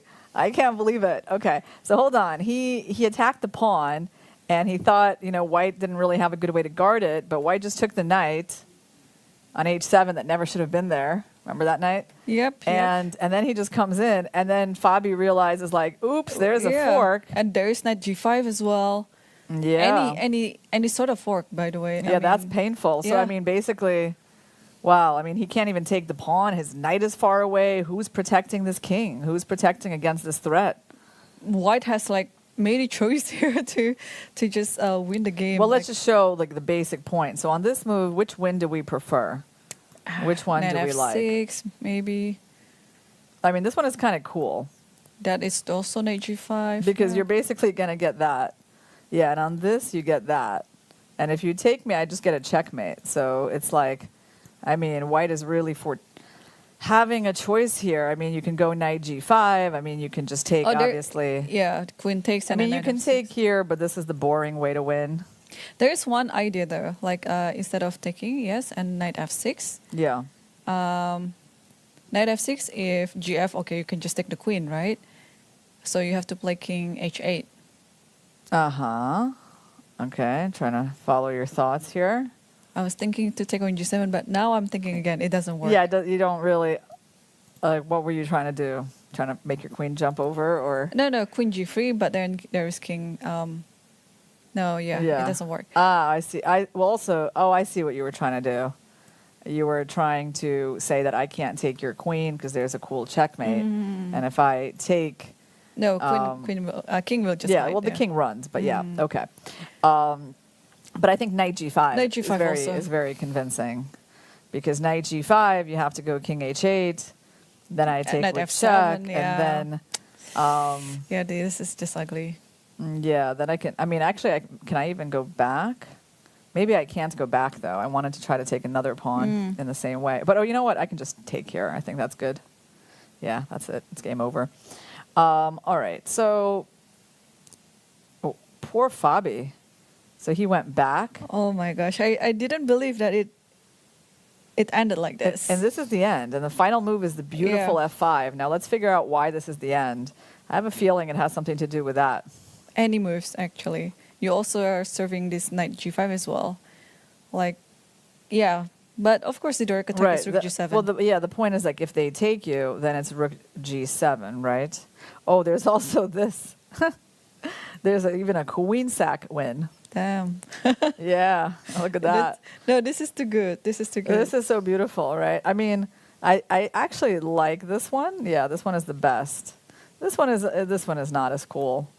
I mean, this is actually not nearly as winning, because you still wind up with like, wind up with a rook and a knight for the queen. So this one would take a while, but knight F6 immediately is very nice. And obviously we should show the queen sack here. Yep. So he got destroyed, but I really feel like he kind of did it to himself. Yeah, this queen b4 is very uncharacteristic to It's the like he lost position. his sense of danger completely. Yeah. So it's funny, instead of like f5, which we were saying, he goes completely the other way, abandons the king side. No, I mean, like, yeah, you have to have an intuitive feeling about this move, right? That's all. I mean, I guess did he miss bishop h7? Did he just never consider that the bad knight would be taken? I mean, but on the other hand, like, what did he expect? Like, how was white supposed to guard this going knight e2?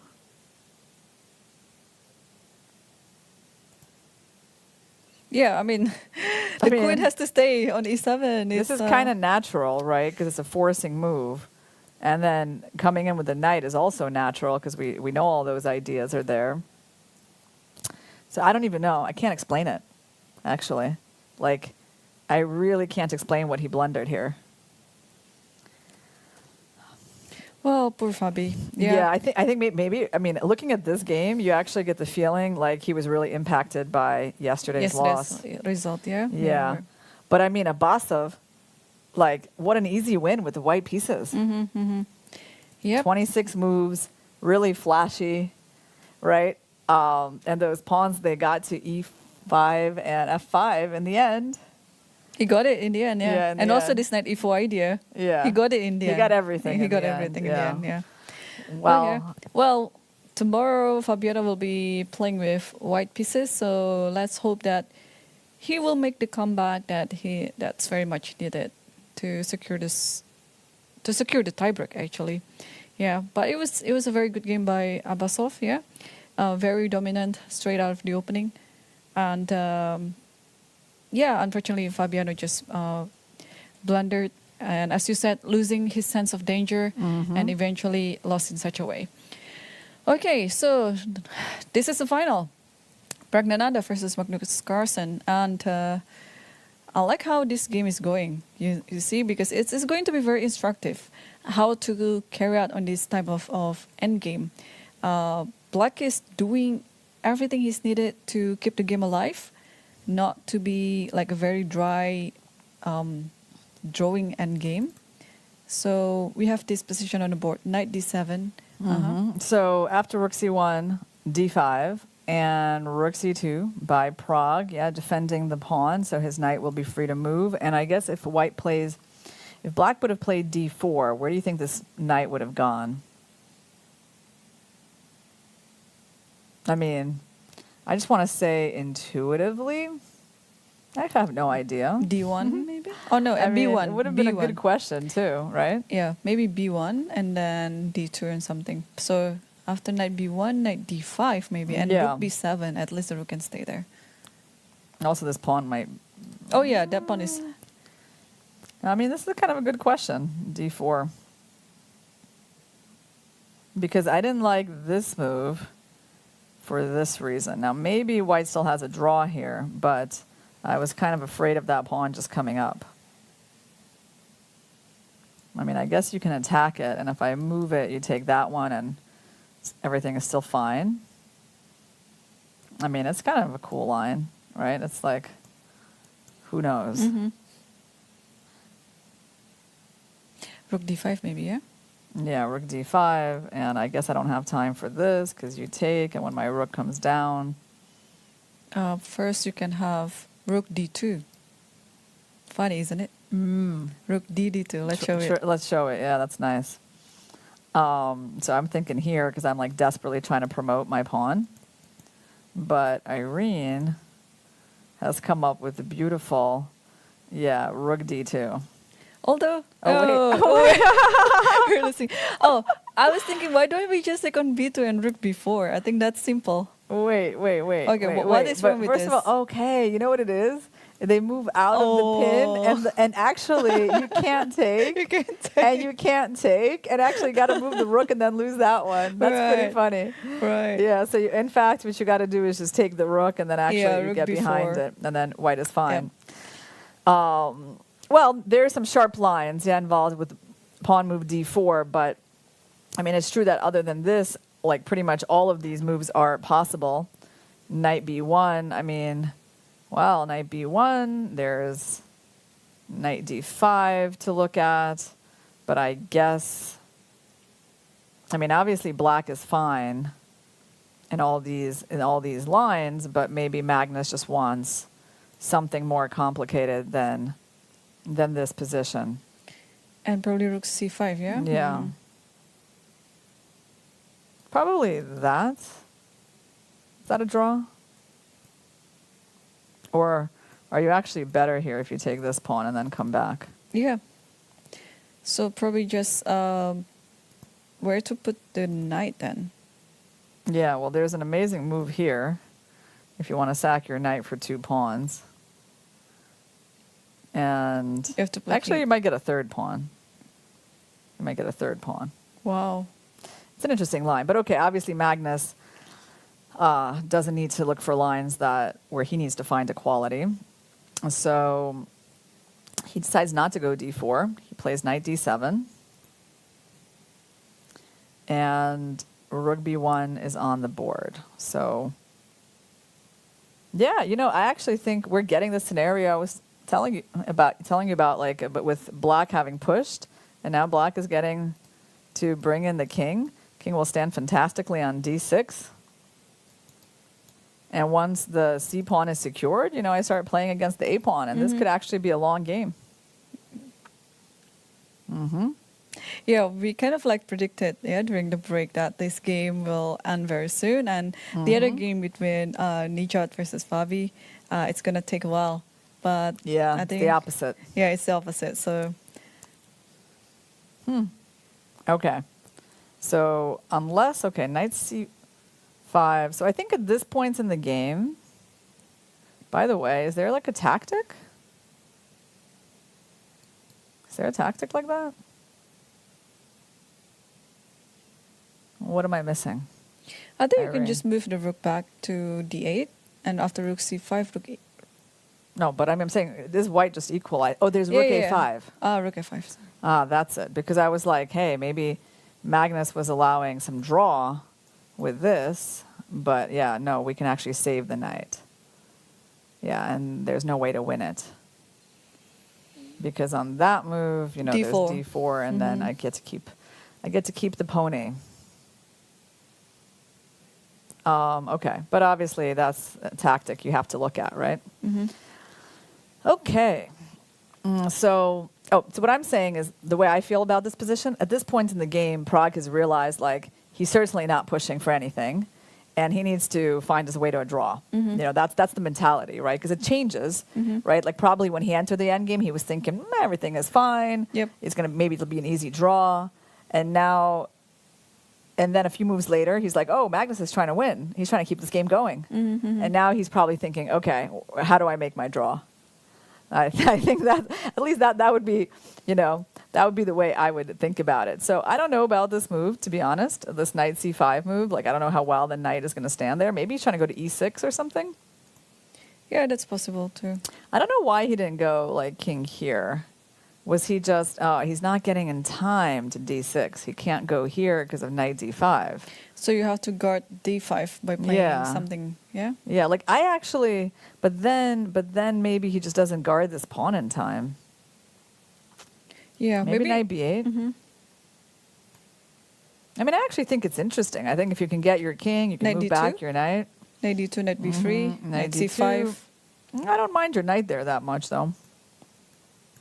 Rook a3.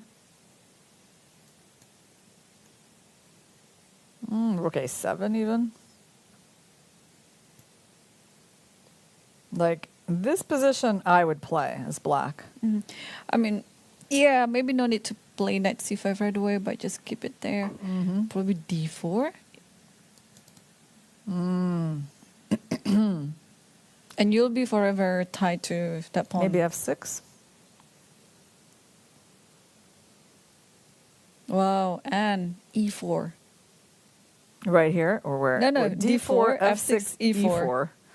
It's like you're starting the opening. Yep. But that's funny. If I take, you want to push d5, or something. Okay, you have suggested a crazy move here. Well, d4 is not so crazy, but e4, yeah, that's quite something, yeah? Okay. No, I mean, I'm not surprised that we can find some lines that can equalize for white, right? Like, I know it's not, like, black has a lot yet.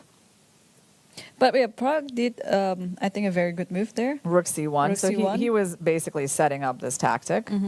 So Magnus went here. And now you don't have that anymore. You have knight b5, though. You have knight b5, you said, yeah? Yeah, knight b5, I think, equalizes everything. You think so? Hold on, we got to calculate that. Knight b5, what do you do? cb, rook c5, rook c5, rook c5. You know, Magnus is looking at the score sheet. Interesting.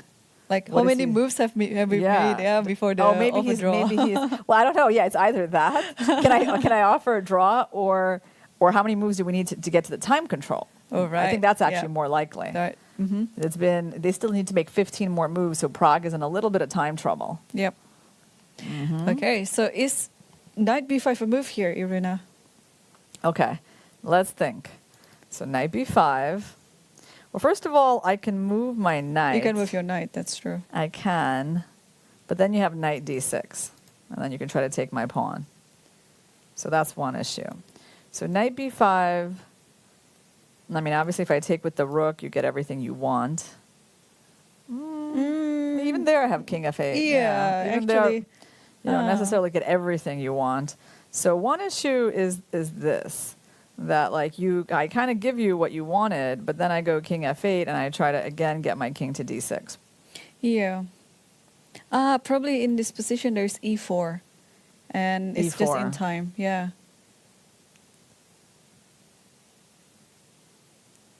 But I have king e7. Yeah, king e7, I'll take on d5. Yeah, you're Yeah, taking yeah, on c6. rook c6, yeah. Rook c6. I forgot So maybe about if that. there was no e4, then black could just comfortably put the king on d6 Yeah. and rook to a8 perhaps, and it's okay. But e4, yeah, I think it seals the deal. You are really fighting for that draw, huh? I mean, what else can white do in this position? No, I like e4, actually. I think you should force the issue Yeah. when you got this position, yeah. So you have to I take, agree. and then play f6. And now I Yeah. think it's already quite clear, yeah? Yeah, White's got the outside pawn. I mean, they shouldn't be losing this position. All right. So knight b5 by Prague is a move. It's probably one of the many things that he can do. Actually, wait, so if he just moves his knight, is there just a trade over here? Like, can he go to one of these squares and simply, he just moved his knight backwards somewhere. It might be to b1.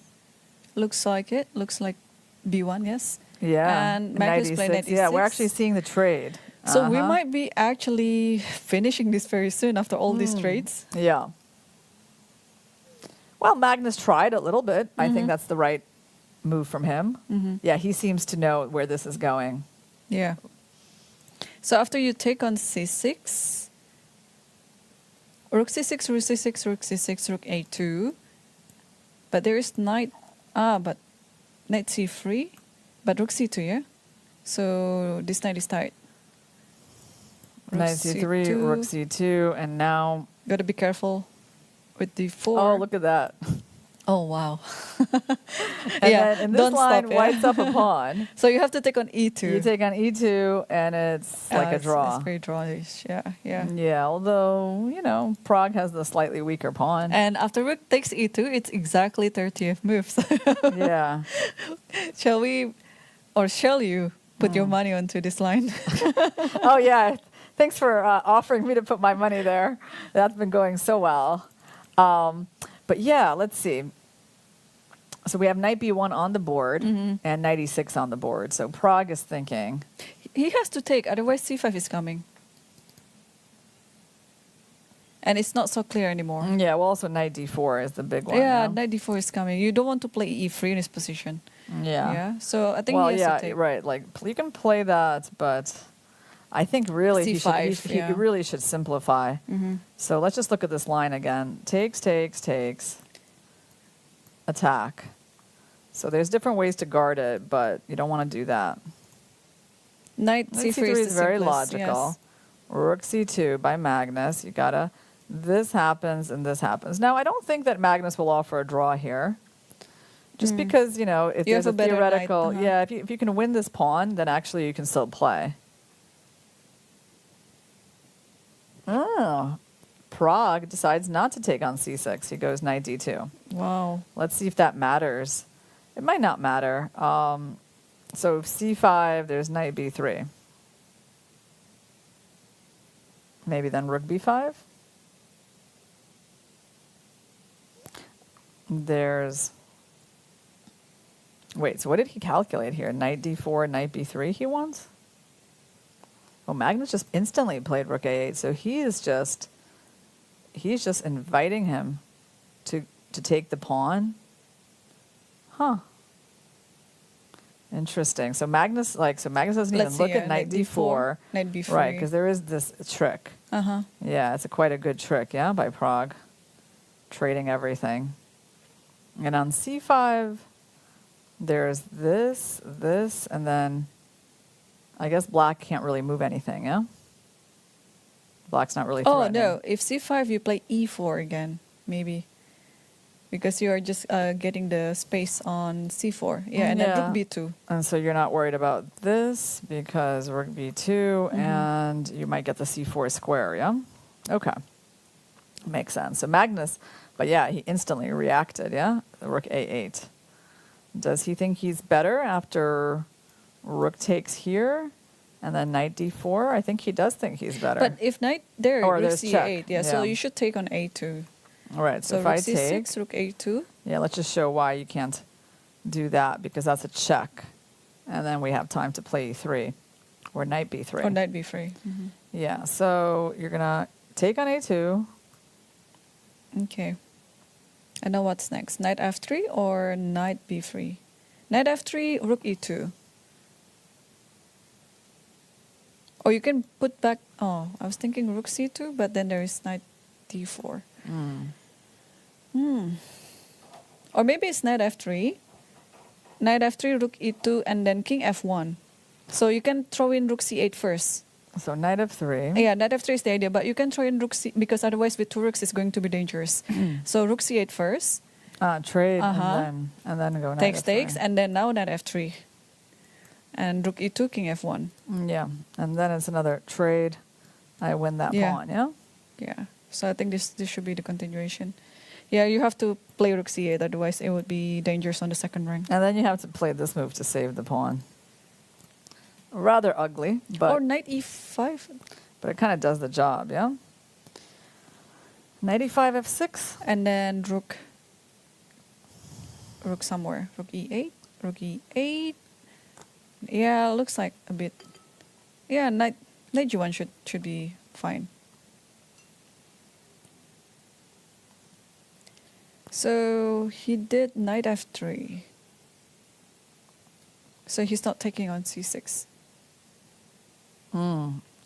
Okay. Well, things are getting liquidated. I feel like Magnus, by judging by how quickly he's playing, I mean, I guess he feels like this is heading towards a draw. Yeah, I think so too.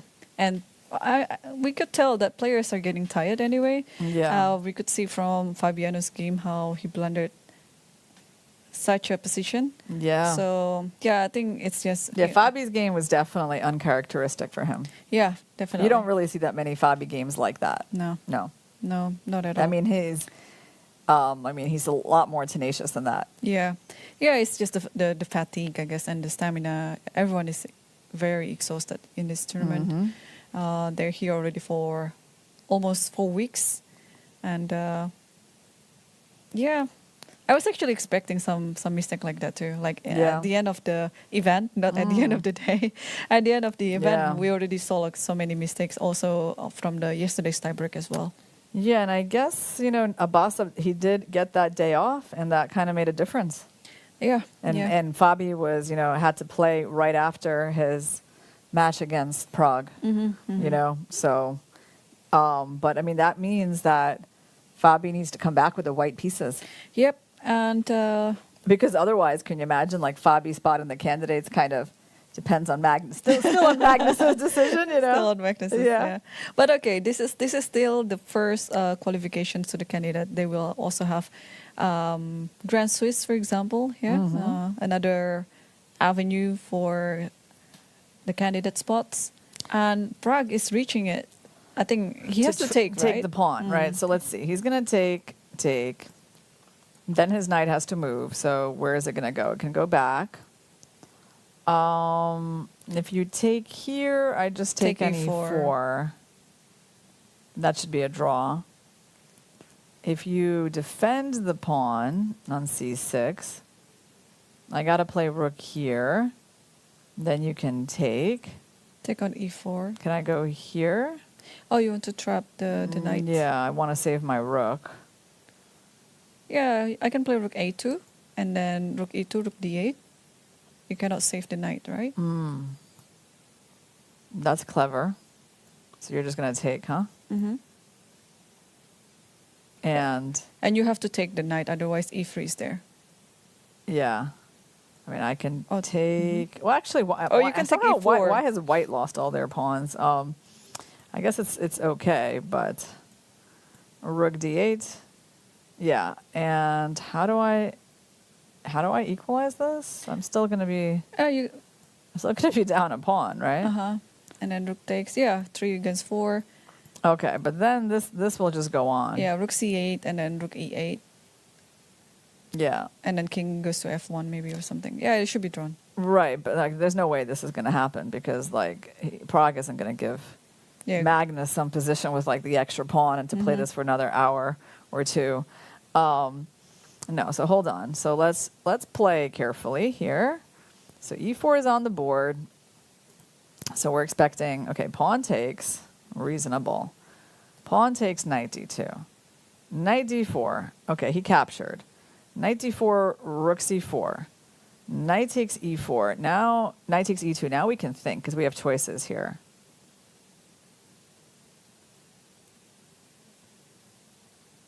It's almost on the board. Yeah, several option is if you just play rook 1 C2. But then rook A2. And then you take on knight and takes take on E4. And then that does look safer, but hold on. Okay, Magnus actually didn't even go for this. He went for E3. But E3, knight C4, rook A2, yeah? Yeah, knight C4, rook A2. I don't know why he's going for this one. Yeah. It's a little bit strange that he's playing so fast.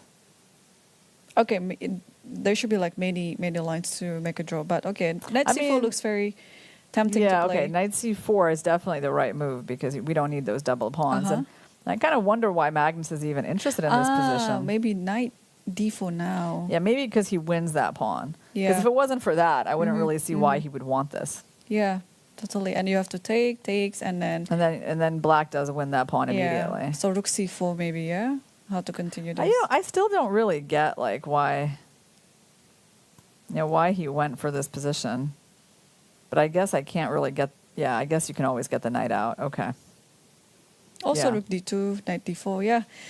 So things are getting traded off very fast. Are we going to have our earliest day ever? Earliest day ever. Oh, wow. Oh, I know what it is. It must be that Carlsen wants to play Title Tuesday today. Oh.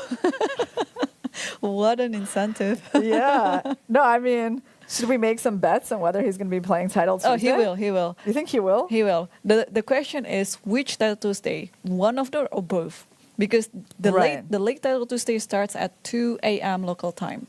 Oh, 2 a.m. local time. Yeah, that's rather late. Yeah. And the early one starts? Good question. The earlier one it's 1 p.m. New York, so it's probably like around 9. Could be, yeah. Probably 9 p.m. local. 9 or 10, or something like that, yeah. Okay. Well, those are very important events. I like to watch Title Tuesdays as well. Yeah. So, well, we will see. We will see Magnus again tonight, actually, very soon, maybe on Title Tuesday. Whether he'll be playing the early one or the late one or both, we never know. Because at one of the matches, one of the Tuesdays here in the World Cup, he played both. Really? Yeah. Even the one at the late one. Was that after his match with Ivanchuk or no? I think it was the earlier one. I think it was before his match against Pansulaya. Ah, okay, at the very beginning. Yeah. Yeah. So we see this position on the board, and I think just take on A2 and then rook C4, yeah, and that will seal the deal. And they're already on their 32 moves, so if anyone wants to offer a draw here, they are eligible to do it. We can go to the old city tonight. And rook a2 is on the board. So yeah, we are seeing the final seconds or final minutes of the first game. Yeah, rook c4 actually, and then knight takes e2.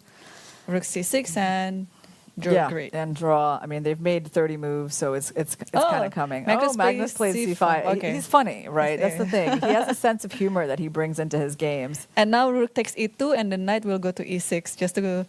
Oh, you think? Yeah. No, the knight can't go to e6 because there's rook c2. No, rook takes e2. Rook takes e2. Anything, yeah. Okay. And that's it. So the first game between Praggnanandhaa versus Magnus Carlsen ended with a draw, like I expected, but a totally unexpected result happened on the other board between Abasov versus Caruana, where Caruana just blundered very uncharacteristic of him. It's I also couldn't explain it how he made that decision of queen b4. It's almost the same like f4, but okay.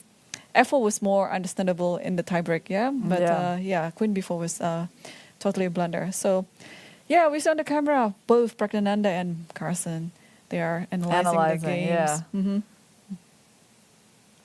That's right. Well, the thing is, Magnus knows so much about chess that it's quite hard to catch him out in the opening, right? So, I mean, I find one of the interesting things is, for example, that he went with this knight of 6 move today early on, and this reversed dragon, which is a move that is like, I mean, he's played it before, but it's so much less common than the other options, right? And I guess when you play Magnus, it's just like you have to know everything in chess. Obviously. So I cannot wait to see what Magnus will come up with tomorrow with white pieces. Will he try to surprise Praggnanandhaa out of the opening, or maybe he will play some safer option in the openings and then looking forward to playing in the tiebreak? Well, here's an interesting question because Magnus obviously has a preference for rapid and blitz chess these days, right? But at the same time, he knows that that's also Prag's forte, right? Because Pragg is just, I mean, he watched him play at the global league, that he was the star player of our team. So, I mean, is it a smart idea to just, let's say, take the game into the tiebreak without at least doing the maximum with the white pieces? I don't know. I think I would say that he needs to try to push in the classical game. And if it doesn't work out, okay, then he'll play the tie breaks. But I think there will be like a fight tomorrow. Yeah, I think so too. And dear viewers, this is almost one of your last chances to send us the question. So don't forget to check out Fide social medias on Facebook and Twitter because, it's nearing the end of the event. So send us your questions to your favorite players. And the best question will be picked by our colleague Michael Rahal to be asked to the players.